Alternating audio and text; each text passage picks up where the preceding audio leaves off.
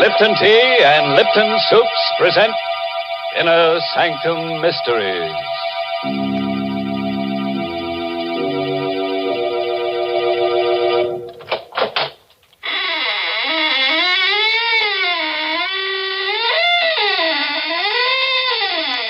Good evening, friends. This is your host to welcome you once again to the Inner Sanctum. Do come in and join our circle, but watch out you don't get double-crossed. What's that? Oh, you're disturbed by those bodies dangling from the ceiling. Well, you know some people, they just die to come here. Then they hang around week after week and never say a word. Well, I have a theory about that, Mr. Host. What's that, Mary? Maybe the reason they're hanging around is because they think we're going to serve refreshments later on. Hey, that could be, all right. You know, lots of folks are like that. And who can blame them? When there's good food ahead, they just won't leave. And that's especially true if there's a chance that Lipton tea is on the menu. Now, the reason for that is simply this. Lipton tea is tea at its delicious best because Lipton's has such grand brisk flavor. In fact, brisk is the very word the tea experts themselves use to describe Lipton's full, hearty taste. You'll agree, I'm sure, the very first time you try it, for Lipton's is so lively and full-bodied and satisfying. Yes, it's that brisk flavor that makes more people buy and enjoy Lipton's than any other brand of tea in the world. So whenever you ask for tea, make sure you ask for Lipton tea.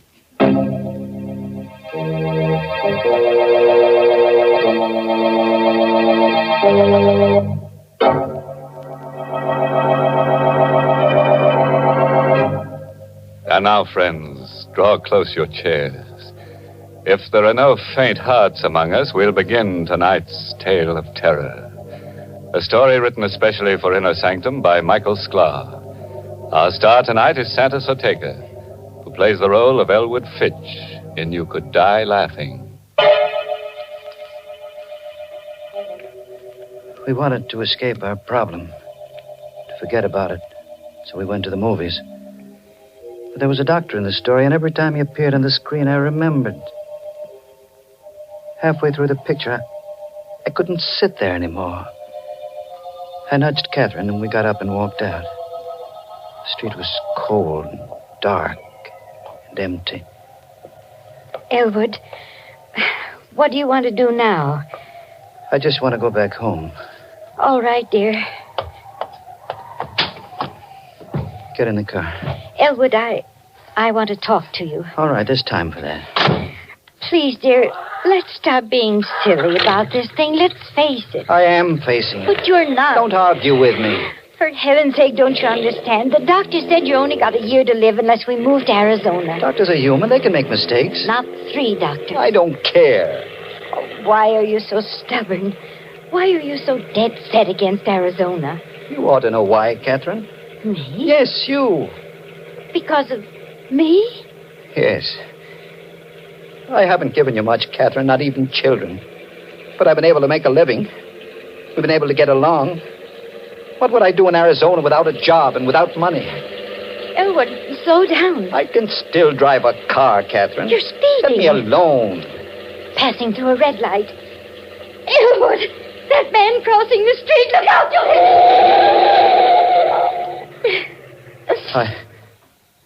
Catherine.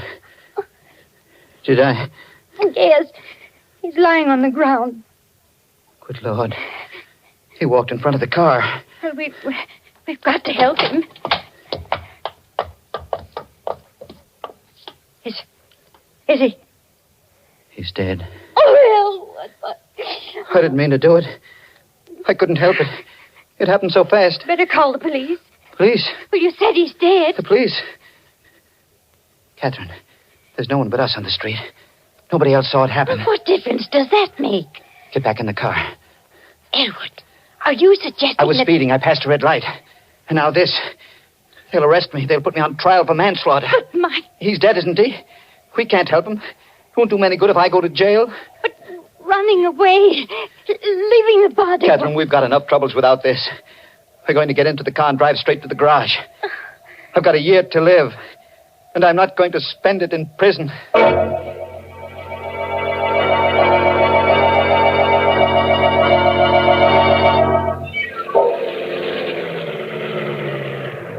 Good evening, Mr. Fitch. Want me to put the car away for you? Yes. Show must have let out early, huh? We didn't stay to the end, Ann. I didn't care for the picture. Ah, them pictures. I always tell my wife. Say, what did you hit? Hit? Yeah, your front bumper. Blood on it. That blood. A dog ran in front of the car. Do me a favor, Dan. Wash it off before you put the car away. Sure thing, Mr. Fitch.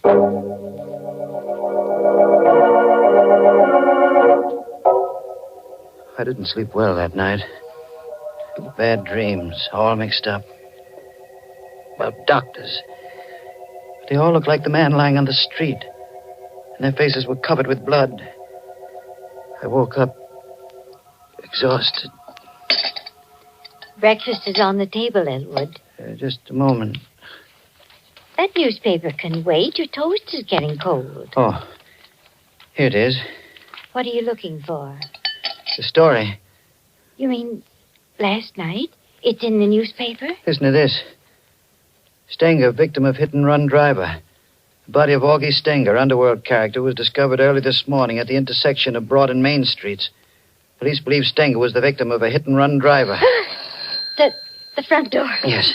Do you think it's the police? I don't know. Get a grip on yourself. I'll see who it is. Morning. You, Mr. Fitch? Yes. What can I do for you? I don't like to talk business on the front doorstep. Business? It's about last night, that accident. What accident? Don't try to act innocent. I saw that hit and run. Now can I come in? Let me handle this, Catherine. Who are you? The name is Chandler. I was sitting in my car last night at Broad and Main Street. I saw the accident and I followed you home. Thought I ought to talk to you about it this morning. What do you want? The cops are looking for that hit-and-run driver. I'm the only guy that knows you're him. It ought to be worth something for me to keep my mouth shut. You want money? Yeah. Blackmail. Don't talk to him, Elwood. Send him away. No, we can't do that, Catherine. He'd go to the police. But Elwood... Leave this to me. All right, Chandler. I'll give you the money. How much? $500. That's chicken feed. 1,000. Ah, now you're talking sense. When do I get it? I'll give it to you now. It's in my coat pocket. Here. Here it is. You'll find exactly $1,000 in $20 bills. Thanks. Now, get out of here. Now, wait a minute. Don't get nasty, Fitch.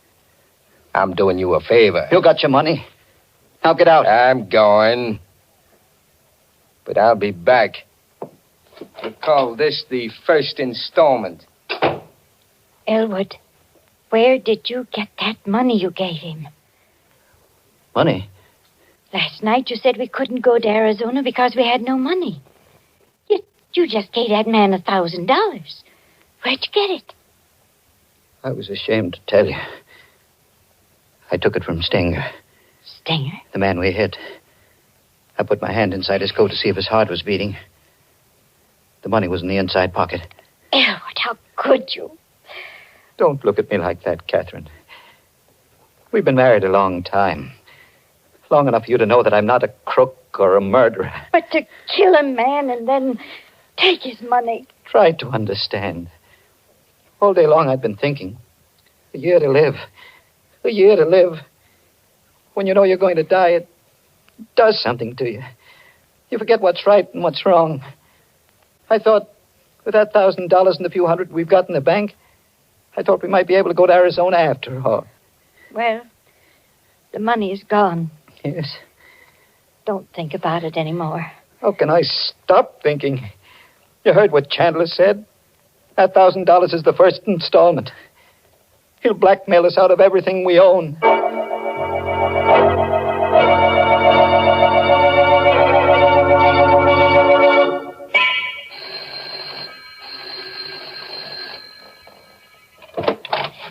Shut the door, quick. Who is it, Catherine? Shut that door, Mrs. Fitch. You were here only yesterday. What do you want now? The cops are after me. You and me on the same boat. What have you done? What do they want you for? Murder. Murder? You shouldn't have come here. I figured this place ought to make a pretty good hideout. No. You can't stay here. Who's going to stop me? I won't allow it, Elwood. I won't have this man in my house. All right, cut the squawk. No. I stood a lot from you, Chandler, but stay away from me. Yeah. Don't you dare touch him. Elwood! Elwood! Don't cry, Catherine. I'm all right. Any more back talk, Fitch? No. Okay. I'm moving in.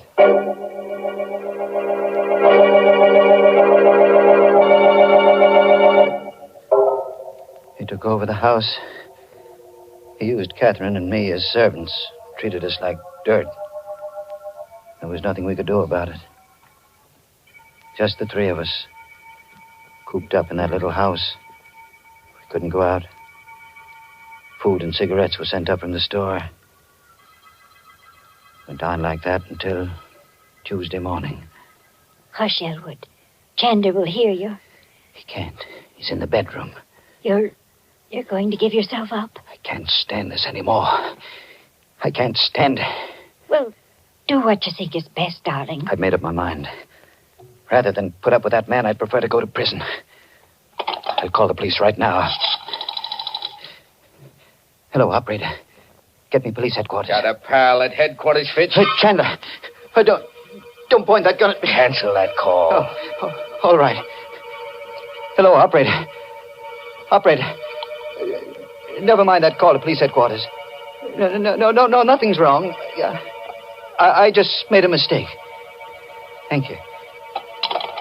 You made your last mistake, Fitch.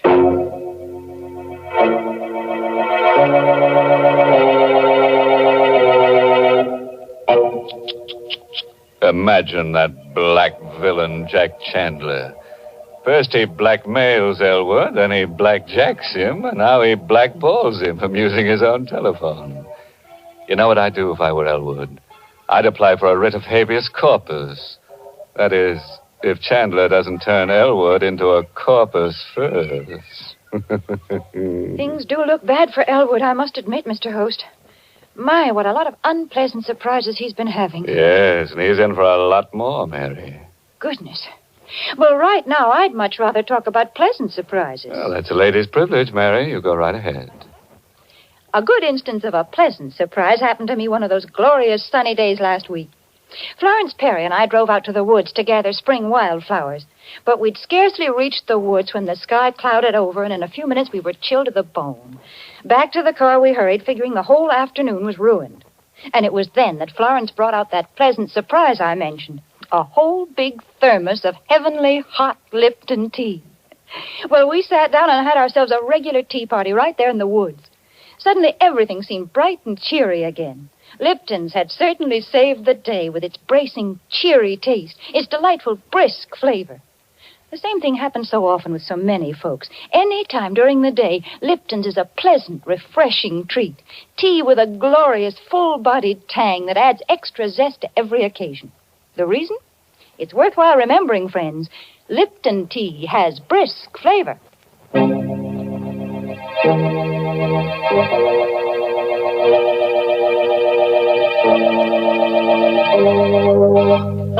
Now, friends, let's get back to those lovely people, Jack Chandler and Elwood Fitch.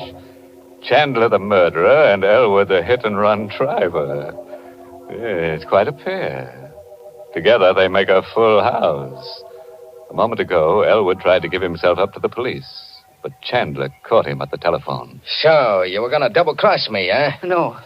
I was only going to tell the police about myself. What do you suppose would happen to me when the cops came for you? I ought to kill you right now. Oh, no. You shut up.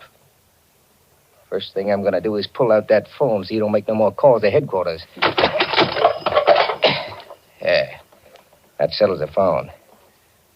Now stand up. What are you going to... The door. Can you see who it is through the window, Fitch? Yes. Take a look. But remember, I still got this gun. Don't try any tricks. It's a man. Recognize him? No. Now listen, before you open the door, I'm taking your wife into the next room with me. I'll be able to watch you and hear every word you say. You know what I'll do to Mrs. Fitch if you double-cross me. Yes. Okay. Now, answer the door. Mr. Fitch? Elwood Fitch? That's right. May I come in? Yes, of course. I'm Detective Farley from headquarters. Here's my badge.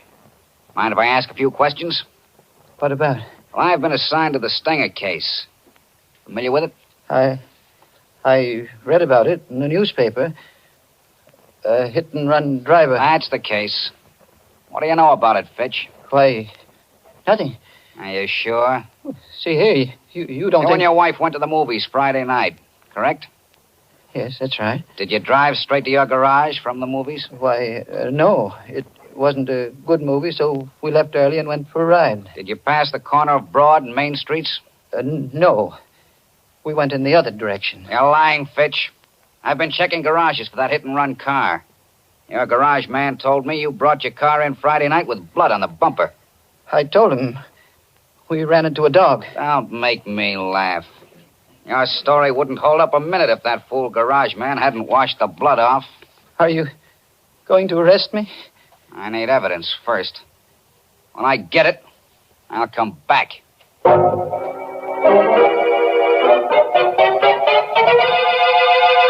Blood on the bumper. That cop is wise to you, Fitch. He said he'd be back. Sure. He'll be snooping around looking for proof. Yeah, this is one heck of a hideout. I'm leaving. You're going away? Glad of that, ain't you?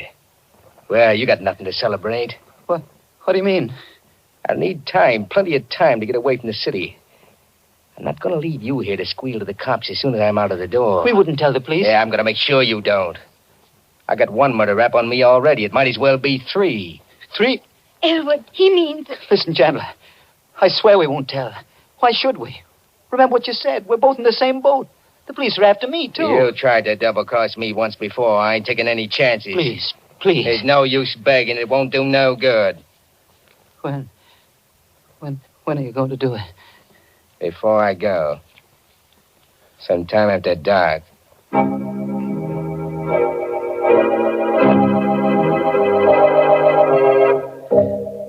The rest of that day was a nightmare.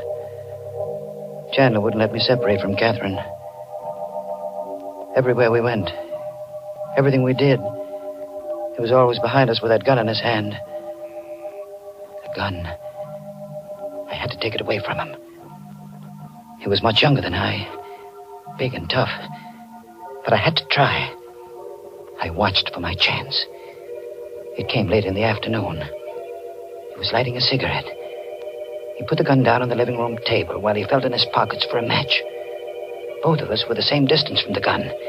I made a dive for it. Hey, get away from that rod. No, let go. I'll kill you for this. Catherine, help me. Grab his hand. Let go of me. Let go. Hold him, Catherine. Hang on to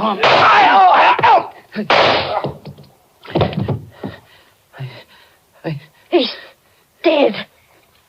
I had to shoot him. I had to. Now what will we do? I don't know. What would he do if the positions were reversed? Call the police. No. The money. The money I gave him. The $1,000 I took from Stenger. He still got it. It's ours again, Catherine. We're going to Arizona. Arizona? Don't you see?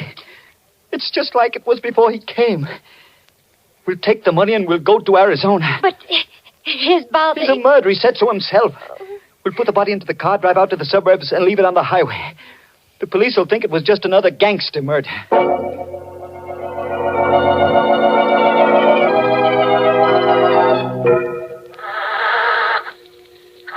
I was just able to squeeze the dead body into the luggage compartment. Hurry, Elwood. Let's get away before one of the neighbors sees us. Oh, my gosh. Now, what's the matter? The gasoline gauge. It's almost empty. Oh. We'll have to stop at the garage.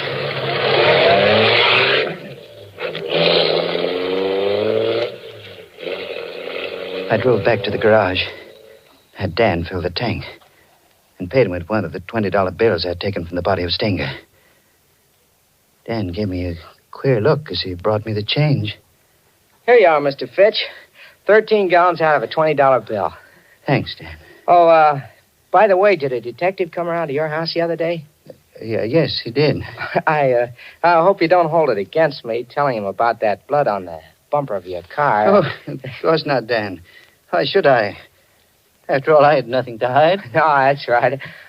Well, to tell you the truth, Mr. Fitch, I was a little suspicious of you. I thought you really might be that hit-and-run driver. Not that it matters much now. No? No. The police don't care much now about that driver. Why not? Oh, he's small potatoes now. I just heard over the radio that that guy Stenger was just about dead even before that hit-and-run driver hit him. How could that be?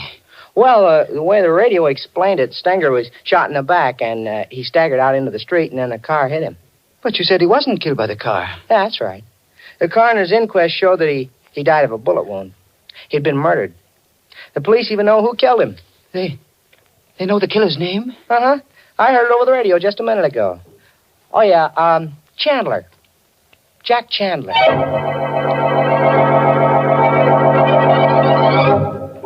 I don't remember driving away from the garage. It kept going around in my brain. Chandler had murdered Stenger. Catherine and I had run away from a crime we hadn't committed. No wonder Chandler had seen the accident. No wonder he feared the police. And now he was dead. His body packed into the luggage compartment of the car. Elwood, you're not listening to me. What? Oh, I was thinking about Chandler. That's what I was talking about. If he killed Stenger, why can't we go to the police and confess everything? Because we killed Chandler. But it was self-defense. Would the police believe that? They'd have to believe it. Even if they did, it would be murder in the third degree. They'd learn about the $1,000. I'd be held for trial. We'd never get to Arizona. No, Catherine. We've got to go through with our original plan. Elwood, that siren. It's a police car behind us. What are you going to do? They may not be after us. If they do stop us, let me do the talking. Hey, forward! Stop that car! Don't be afraid, Catherine. I'll handle it. Uh-huh. Middle-aged man and woman.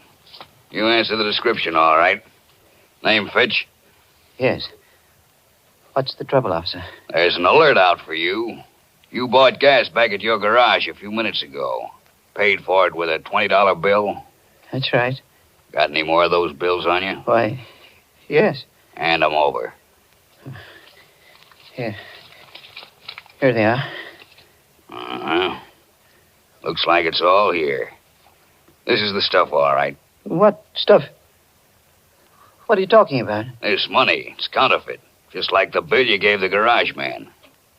Counterfeit? Phony money down to the last dollar. Move over. We're driving to headquarters.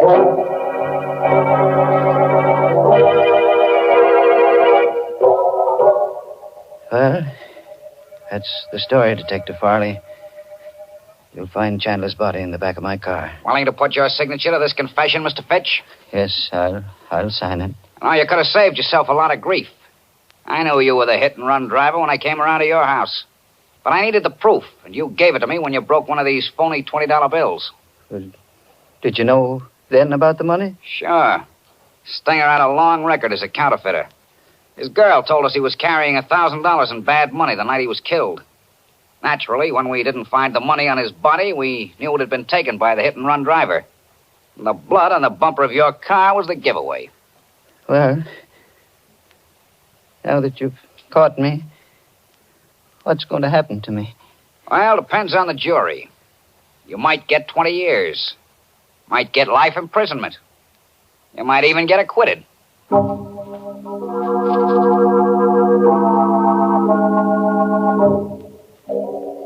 I'm in the courtroom now.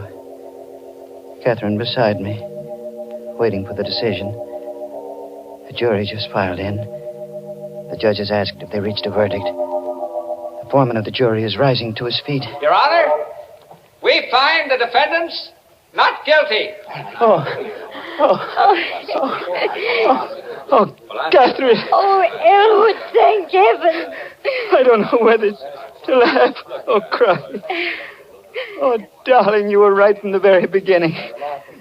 Money or no money, we're going to Arizona.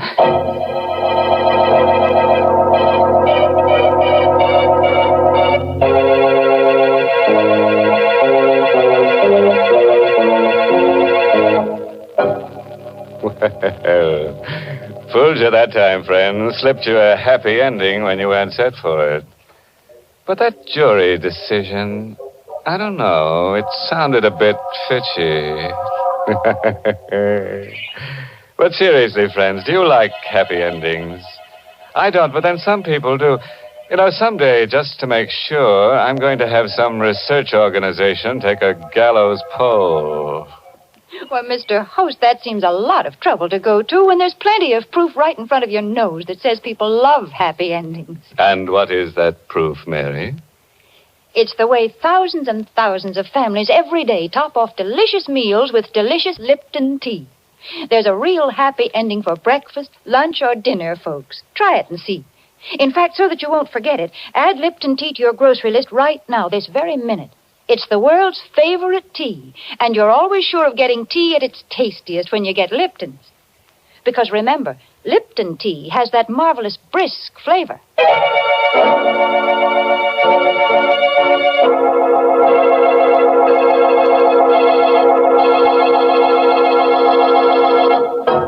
A parting word of advice, friends, drawn from the experiences of Elwood Fitch.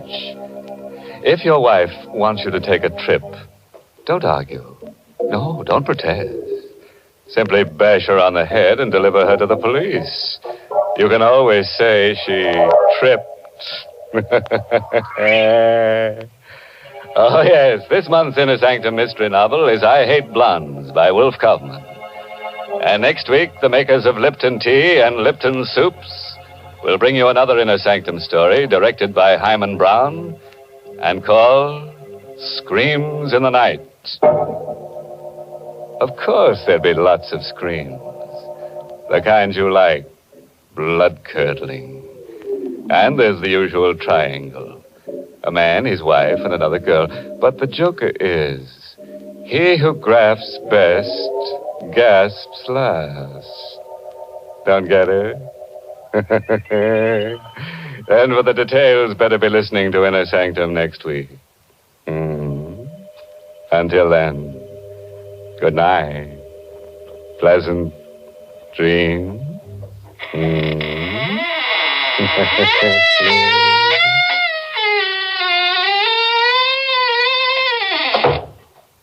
Let's begin at the beginning of the meal, friends, with the soup.